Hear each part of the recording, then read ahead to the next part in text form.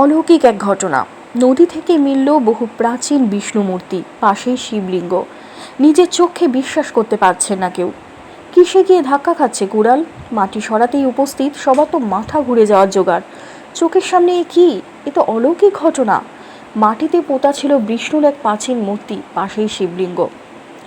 কর্ণাটকের কৃষ্ণা নদীর উপর চলছিল ব্রিজ বানানোর কাজ। আচমকাই এমন এক ঘটনা ঘটল, সবার চোখ কপালে।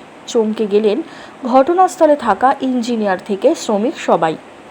কারো মুখে আর রাশ সরছে না। অলৌকিক কাণ্ড ঠিক কী ঘটল? কর্ণাটকের রায়চুর জেলার কৃষ্ণা নদীর উপর ব্রিজ বানানোর কাজ চলছিল। মাটি খুঁড়ছিল শ্রমিকের দল। আচমকাই কানে এলো ঠুং ঠাং শব্দ।